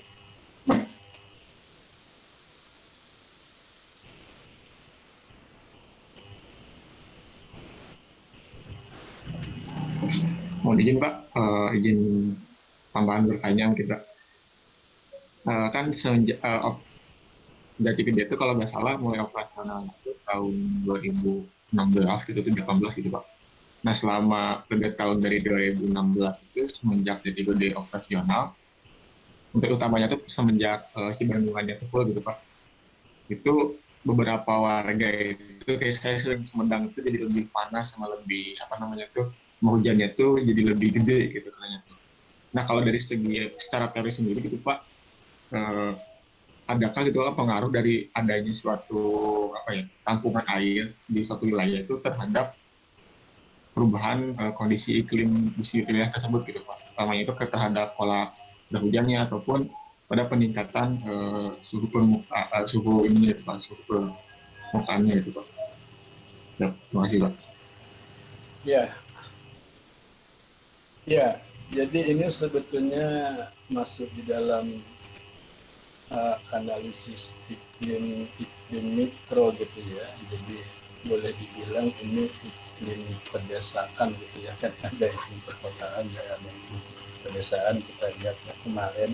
Lalu bagaimana sih pengaruhnya kalau ada suatu kegiatan atau suatu infrastruktur di satu wilayah ya, apa itu berpengaruh terhadap iklimnya. Nah yang mungkin analoginya beginilah ya, kalau satu wilayah itu tadinya merupakan sentra pertanian, ya, sentra pertanian, lalu kawasan itu dirubah jadi sentra perumahan oleh pengembang perumahan, kan itu kan banyak kan terjadi ya. Nah ya itu memang ya itu sudah pasti, jadi dari lingkungan perubahan lahan itu akan berpengaruh terhadap cuacanya dulu ya, cuacanya jangan ngomong iklimnya dulu karena iklim itu perlu puluhan tahun gitu ya. Sudah pasti itu memang sudah kita rasakan gitu ya. Kawasan yang tadinya dia sentra perkebunan apa dijadikan pemukiman, pastilah ya akan menjadi pertama suhu udaranya, suhu udara berubah ya pasti perubahan ini akan lebih panas ya, pasti juga nanti akan suhu udara ya langsung ke kelembaban ya, itu kan pasti fungsi ya suhu dengan kelembaban. Oke, nah suhu kelembaban ya pasti berubah ke kenyamanan kan, masyarakat mulai protes ya, sekarang kalau lebih cepat gerah, lebih cepat apa gitu ya, karena itu kan ya, karena suhu dan kelembabannya uh, sudah berubah. Lalu dengan sumber daya air pada suatu masih nyatur ya, dia yang masih sentra gitu, ini kan tidak ada gangguan ya, justru dia menjadikan wilayah resapan air ya. Kalau itu wilayah perkebunan dia pasti menjadi resapan air ya. Air dari hujan itu ya akan diresap itu kan akan disimpan ya, jadi suatu saat nanti pada waktu hujan berkurang ya, dia akan keluar mata-mata air gitu ya, hasil daripada resapan pada periode musim hujan sebelumnya ya. Maka kalau dulu wilayah itu masih alami kan banyak sekali mata air di mana-mana. Nah lalu setelah satu kawasan itu dirubah oleh pengembang jadi pemukiman, ya, yang memang pemukiman itu juga dibutuhkan kan oleh kita juga. Saya juga kan perlu rumah, kamu juga perlu rumah. Oke, dibangun. Apa yang terjadi? Ya sudah pastilah, ya, sudah pasti yang tadinya ada kebun, ada tanaman itu dibabat, ya, jadi beton, jadi apa namanya, ya, jadi rumah gitu ya, fondasi rumah. Oke, pasti yang pertama akibat perubahan, ya kan, dari tadinya jenis-jenis tanaman ya menjadi ikut hilang, ya pasti tadi kan suhu, ya, suhu mulai dirasakan kurang nyaman, beban. Nah, lalu ke masalah sumber air hujan yang tadinya kan kawasan pemukiman tuh tidak cuma 40 meter gitu ya, hektaran itu pengembang gitu ya. Yang tadinya air masuk menjadi resapan air, sekarang karena itu semua sudah menjadi telur, ya, sudah menjadi rumah-rumah, kan nggak ada lagi ya kemana nih air ini. Jadi akan bablas saja, ya, ke tempat lain, entah itu nanti jadi banjir di tempat lain atau di longsor tempat lain, itu kan dampaknya, ya. Nah, di wilayah itu sendiri karena airnya tidak ada yang meresap, sementara pemukiman kan orang ini penduduknya mulai pasang sumur-sumur pantek tadi. Ya, saya juga kan menanam sumur pantek ini, ya, untuk untuk keperluan kita kan, keperluan air kita, ya. Biar satu anggota rumah tangga itu satu pantek sumur itu kan air dari dalam tanah. Sementara tadi inputannya sudah nggak ada, langsung mengalir ke tempat lain. Padahal kita tetap ambil untuk kebutuhan air kita. Ya. Nah, maka itu memang akan berpengaruh sekali. Jadi sebenarnya pengaruhnya bukan hanya ketika perubahan suatu lahan itu kepada kondisi cuaca itu ya menjadi kurang nyaman, juga kepada ketersediaan air, ya, tentang air. Jadi kalau dulu, ya, dulu saya pindah ke Tanah Kusir ini tahun 1976, belum ada nih, ya, perumahan-perumahan sekitar saya belum ada, ya, baru ini aja yang dibangun oleh Kementerian Perhubungan ini yang kompleks kita. Itu pun di sekitar kita masih banyak pohon-pohon lah ya, penduduk asli. Orang bikin sumur pantek ataupun sumur biasa itu ya, baru gali 2-3 meter aja udah keluar tuh air tuh kelihatan, ya. Tapi sekarang udah nggak bisa, ya. Saya pantek air tuh 4 pipa ya, 4, kalau satu pipa 6 meter, 6 ya, kalau satu pipa 4 meter, 6 kali 4 24 meter itu baru muka air ketemu. Padahal dulu 3-4 meter muka air udah ada. Ya itu ya. Nah, seperti itu. Jadi tentu ya ada pengaruh perubahan lahan atau lingkungan, ya, terhadap cuaca, ya, yang lebih pasti lagi terhadap sumber daya air tanah, terutama ya sumber daya air tanahnya. Nah, tapi jangan terlalu jauh juga mengkaitkannya dengan perubahan iklim gitu ya, ya enggak lah gitu ya, ya cuma berubah kenyamanannya saja gitu ya. Karena kalau bicara itu apakah dengan berubahnya suhu sekian itu jadi berubah pemanasan, jadi hujan yang makin tinggi atau gimana ya, harus tunggu juga kan sekian puluh tahun gitu, baru ada namanya perubahan. Ya, jadi seperti itu ya, jangan-jangan juga surutnya Jati Gede ada juga ya pengaruh daripada itu tadi. Ya, sekarang mungkin penduduk di sekitar waduk itu merasakan ya panas gitu ya. Nah, kalau wajar ya kalau tadinya itu lahan perkebunan sekarang dijadikan badan air, ya pastilah ya ada pengaruh itu, ada pengaruh akan lebih panas gitu ya, lebih cepat gerah. Ya beda lah, coba aja kita bandingkan kita duduk nongkrong di pinggir apa waduk gitu yang gersang gitu yang dengan duduk di taman kan beda lah gitu ya. Nah sekarang situasi yang dialami oleh masyarakat setempat itu memang seperti itu. Ya, kira-kira seperti itu tuh Firman. Siap, terima kasih Pak. Ada nggak nih yang mau komen ya terkait dengan apa mata kuliah praktikum kita ini?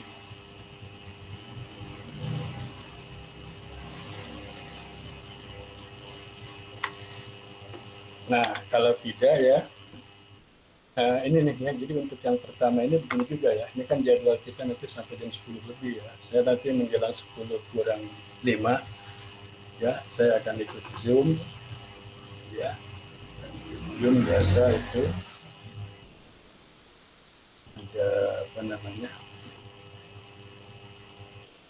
bukan apel sih ya, apa sih namanya lah, mendengarkan lagu Indonesia ya, itu macam-macam. Nah, jadi mungkin begini kali ya, karena nanti juga jam 10.30-nya saya agak perlu ya. Jadi mungkin ini kita untuk pertemuan ini ya kita cukupkan dulu sampai jam 10 kurang 5-an lah gitu ya. 10 kurang 10 gitu ya. Nah, oke. Jadi untuk selanjutnya ya terkait dengan ini, untuk yang praktek pertama ini ya saya coba akan tampilkan ya, saya akan keluar dulu.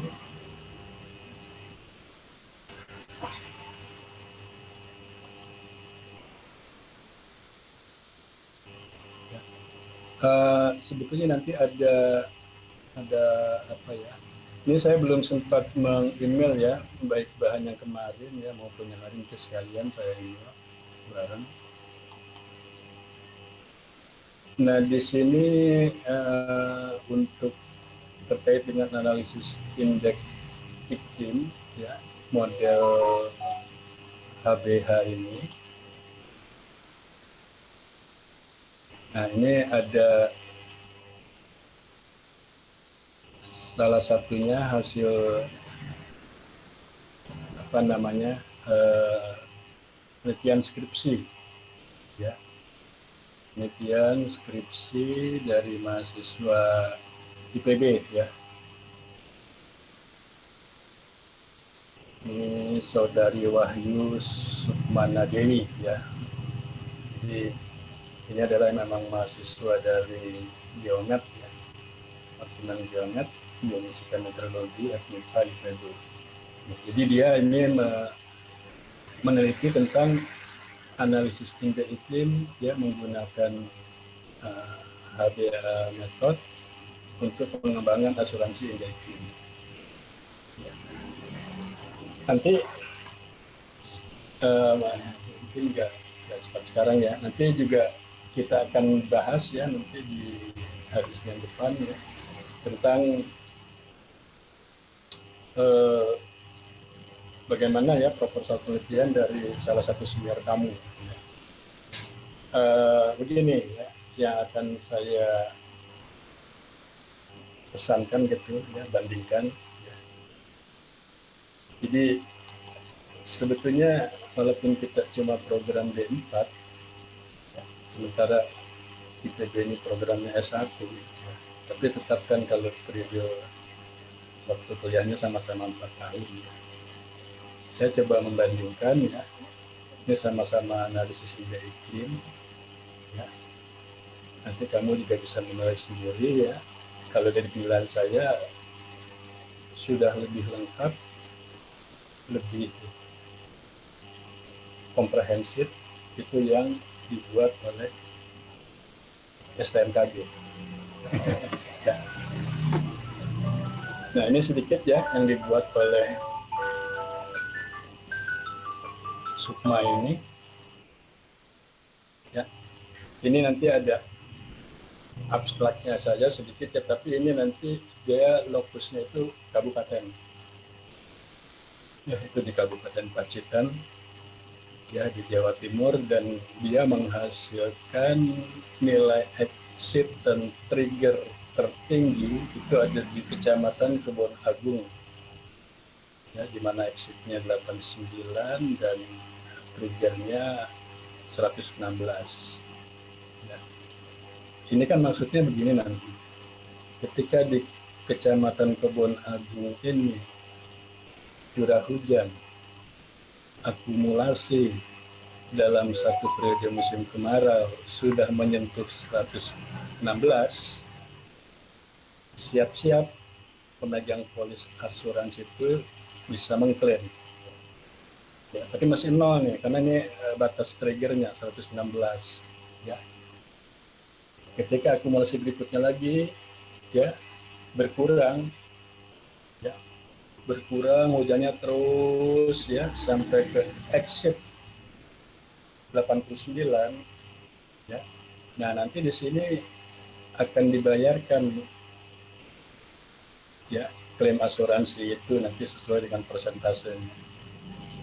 Nah, kalau curah hujannya itu selama satu musim kemarau sudah di bawah 89, maka klaim akan dibayar 100%. Nah, menariknya seperti itu. Jadi, dengan curah hujan di bawah 89 mili, ya, atau antara 89 sampai 116, tidak dilihat kerusakan tanamannya. Ya, walaupun tanaman itu masih bagus, ya tetap si pemegang polis itu dapat klaim asuransi.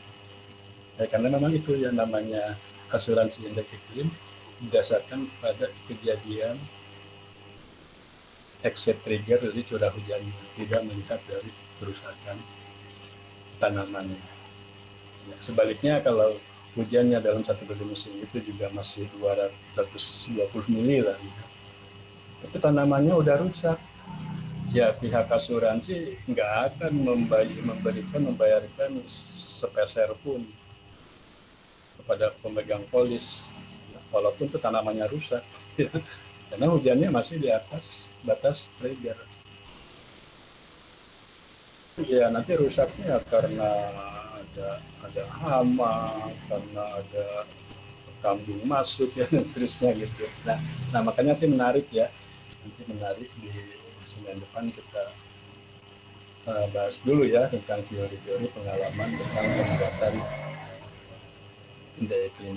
Jadi ini, ya, yang diperoleh dari hasil skripsinya saudari Dewi ini, ya, di Kabupaten Pacitan. Nah, di sini yang menarik, ya, ini mungkin enggak bisa itu, ya. Nah, ini menariknya kalau di IPB, ya, perumusan masalah, dia memang benar-benar merumuskan masalah, beda dengan di kita, ya.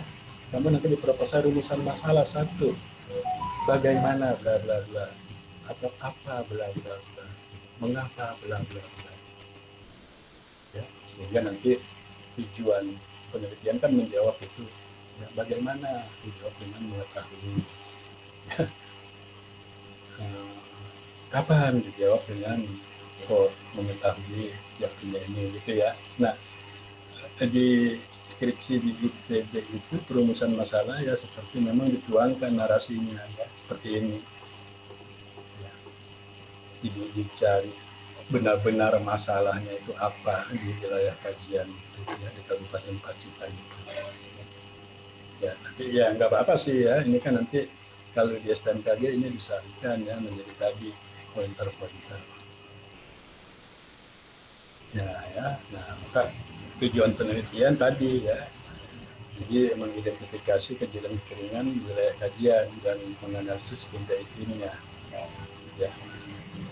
Kemudian ini ruang lingkup penelitiannya, ya, sama lah seperti kalian. Ini adalah wilayah Kabupaten Pacitan, ya, ini ada pos-pos hujannya yang segitiga ini. Nah, dia ambilkan data hujan itu dari sini, ya. untuk menghitung indeks curah hujannya. Ini pustaka ya, bagaimana hubungan keringan dengan luas tanam padi, nanti ini bisa dilihat. Ya. Nah, di sini yang untuk asuransi indeks iklimnya ini, ya, di metode HBA-nya, dia menentukan indeks window-nya itu dari periode musim kemarau. Ya, jadi tadi tidak didasarkan kepada data terjadinya kekeringan untuk tanaman padi.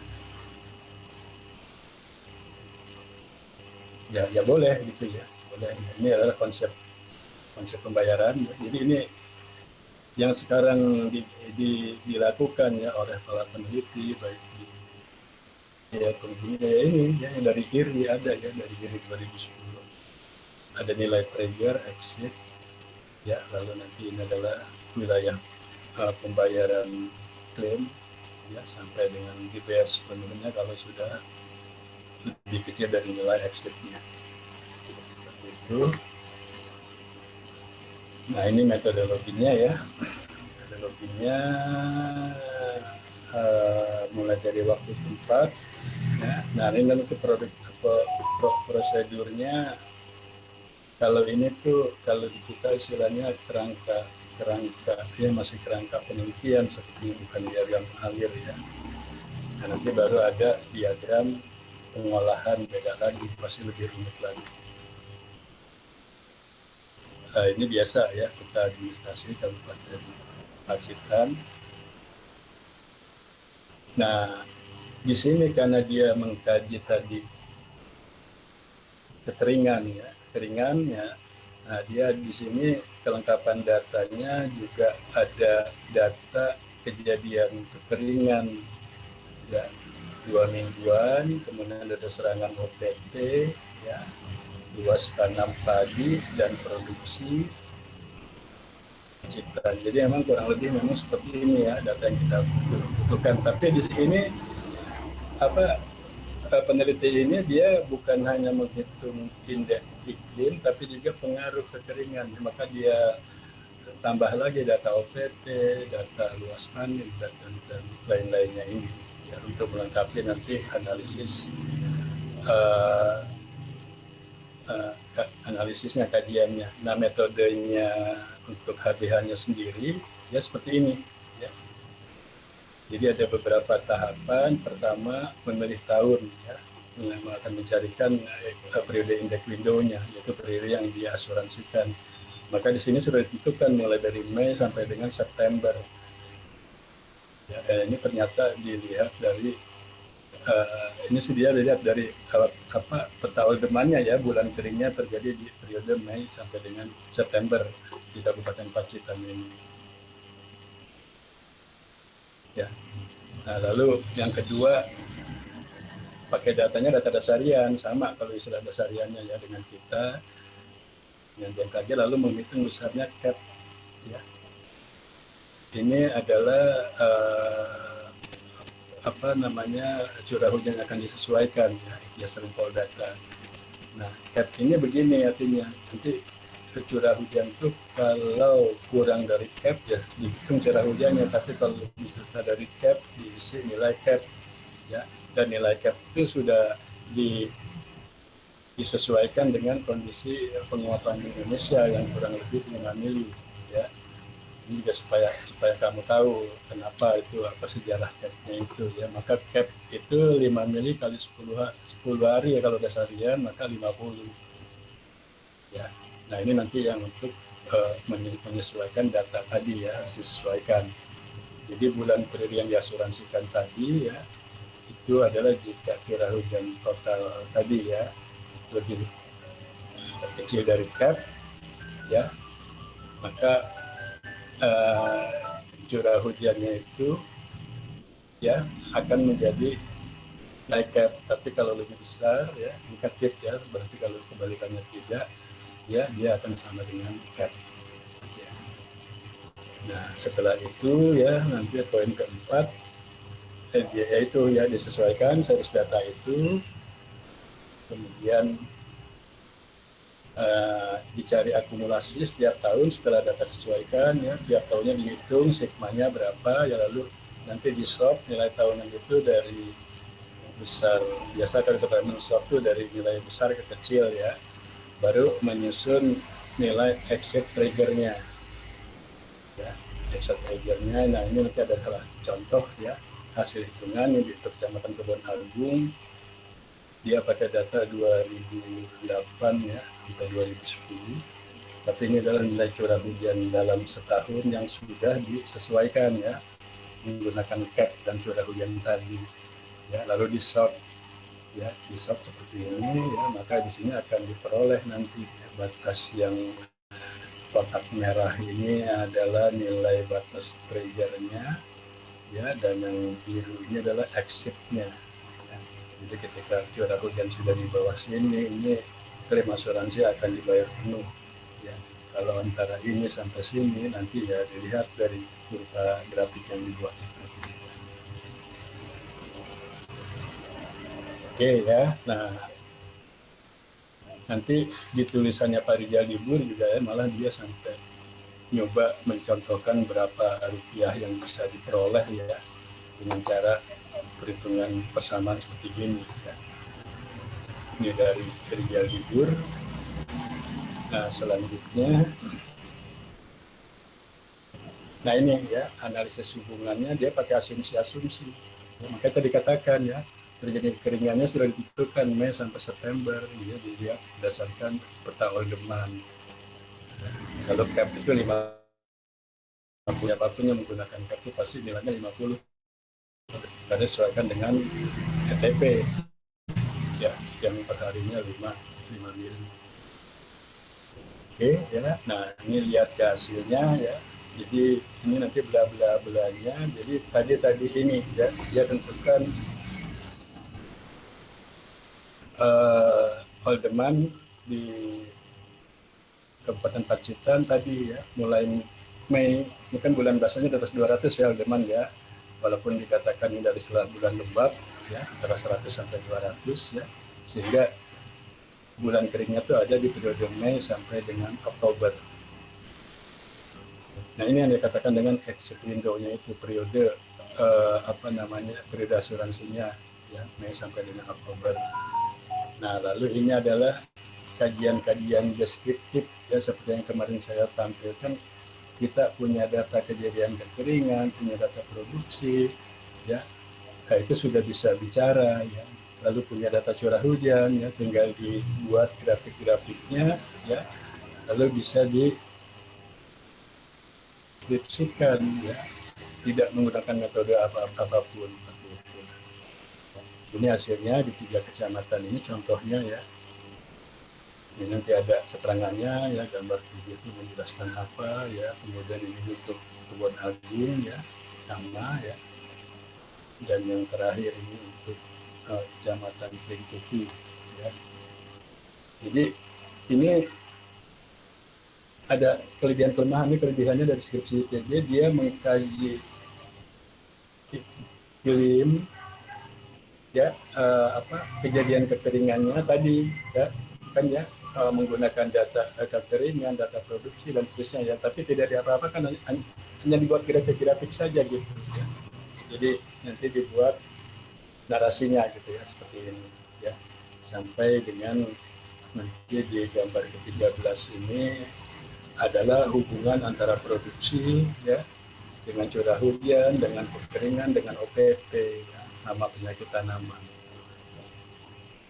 Jadi ini ya deskripsi saja ya, seperti ini. Nah jadi itu di dalam skripsi ini saya juga lihat kok dia cuma menghitung analisis kekeringannya, sepertinya aja gitu modelnya ya gitu. Nah lalu kalau tindak iklimnya ya memang seperti tadi metode HBH ya.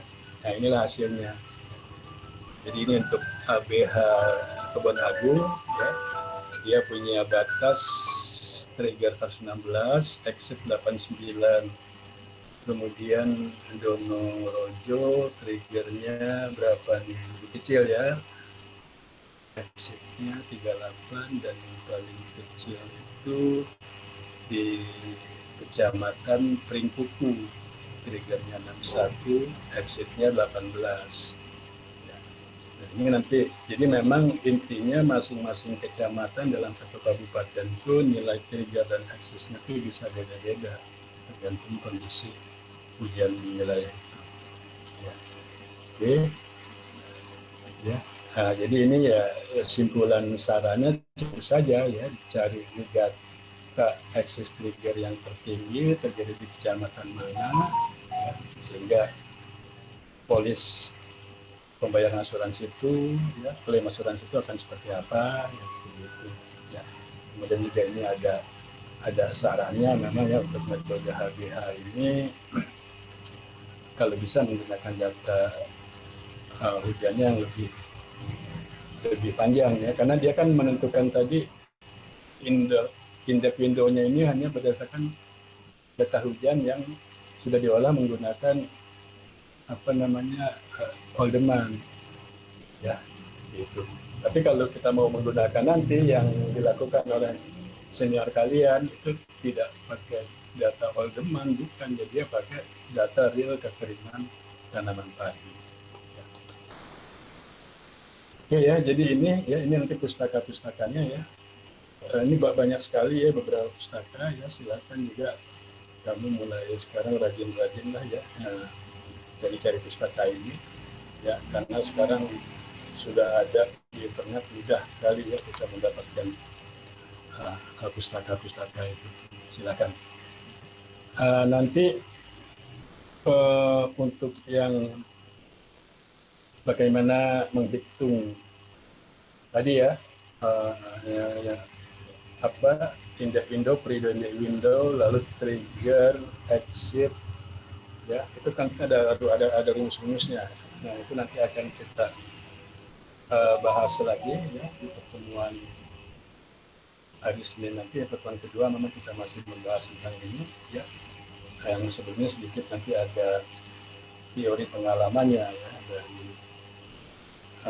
Bangkat mengenai pelaksanaan indeks iklim untuk asuransi pertanian. Jadi saya kira ini dulu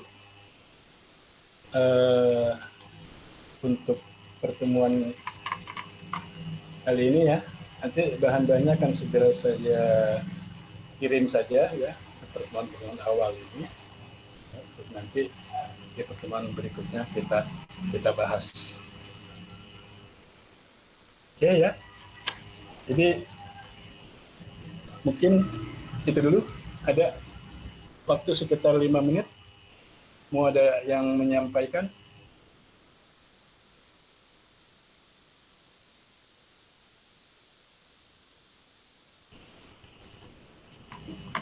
Ya.